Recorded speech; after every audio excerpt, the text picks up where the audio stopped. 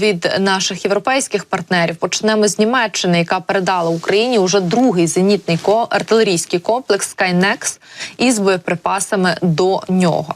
Ця система протиповітряної оборони – частина нового пакету німецької допомоги, про доставку якого офіційний Берлін звітував, власне, 29 квітня.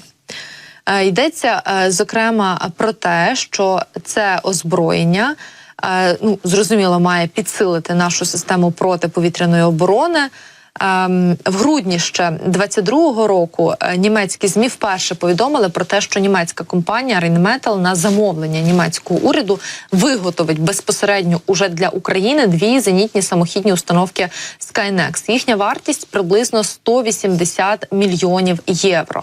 Першу систему Україна, як повідомлялося, отримала в 23-му році, а про передачу вже другої такої німецької установки тамтешній уряд прозвітував вчора ввечері 29 квітня. Ще восени минулого року тодішній спікер повітряних сил Юрій Ігнат наголошував, що Україні потрібно більше систем ППО ближньої дії, аби не витрачати доволі дорогі ракети до зенітних комплексів малої та середньої дальності для збиття, наприклад, дешевих російських дронів камікадзе, як російських, іранських. Як приклади ефективних і дешевих систем ближньої дії, які вже зарекомендували себе в Україні, Град якраз і називав німецькі самохідні установки, зокрема Гепард та системи Skynex, які добре справляються із ударними дронами. Зенітно-артилерійський комплекс Skynex – це мобільна система протиповітряної оборони малого радіуса дії, яка за своїм призначенням близька до німецьких зенітних самохідних установок Гепард. Виробником і розробником, як уже можна зрозуміти було, є німецька компанія Rheinmetall, яка виготовляє, власне, ці системи із 2021 року. Комплекс був створений на основі легкої модульної системи ППО малої дальності Skyranger і розроблений швейцарською корпорацією. Фактично, Skynex є глибокою модернізацією системи Skyranger. Напередодні нагадував мілітарі-портал «Армія.Інформ». Візуально ці системи є подібними, особливо дистанційно керована башта із бойовим модулем комплексу.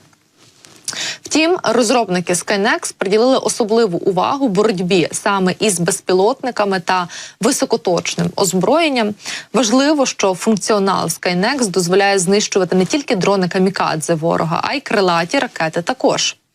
І крім того, отримувати цілевказівку від єдиного командного центру як елемент об'єднаної системи протиповітряної оборони – це також важлива функція цього комплексу. Розповідали, зокрема, в «Армії.Інформ», а також «Дефенс Експрес». Самохідний зенітно-артилерійський комплекс Skynex монтується на стаціонарну платформу або ж на вантажівку. Загалом у комплекс входять до 4 гармат і так само радари, а крім того, система управління та контролю. Установка ППО обладнана, зокрема, 35-мм автоматичною гранатою, що здатна робити до 1000 пострілів на хвилину, що звучить, в принципі, доволі вражаюче. Гармата стріляє сучасними програмованими боєприпасами «Ехед», а ефективність дальність стрільби, 4 кілометри. Тож розуміємо, що така система нова від Німеччини підсилить якраз українську протиповітряну оборону у сегменті боротьби із російськими дронами. Також допомагати нам захищатися від російських повітряних атак, зокрема дронових, береться допомагати і Латвія. Там оголосили про новий пакет військової допомоги, якраз безпосередньо із пілотниками та ППО. Уряд Латвії погодив передачу українським захисникам нового пакету військової допомоги. Він включатиме, як я вже сказала, дрони та протиповітряну оборону. Зокрема, сьогодні про таке повідомила прем'єр-міністр Латвії у своєму твіттері. Вона наголосила, що Росія зараз є найбільшою загрозою в усьому світі, тому Латвія щороку виділяє на військову допомогу Україні 0,25% від свого ВВП. Послухаємо детальніше.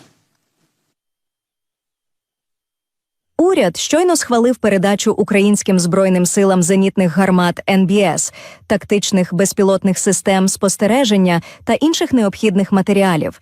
Це допоможе покращити як протиповітряну оборону України, так і її розвідувальні можливості. Ми продовжуватимемо підтримувати Україну як на двосторонній основі, так і разом із нашими союзниками. Зазначу, що прем'єрка не уточнила, які саме зенітні гармати отримає Україна, але найвірогідніше йдеться про NBC Mantis. Це стаціонарний зенітний комплекс ближнього також радіусу дії, власне, як і німецький, латвійський, призначений для захисту від ракетних, мінометних та артилерійських ударів. Також зенітка здатна знищувати якраз ворожі безпілотники. Цей зенітний комплекс також розробив німецький оборонний концерн Rheinmetall. Ну і планувалося, що, власне, Ментіс захищатиме військові бази. Максимальна дальність стрільби цієї зенітки до 5 кілометрів.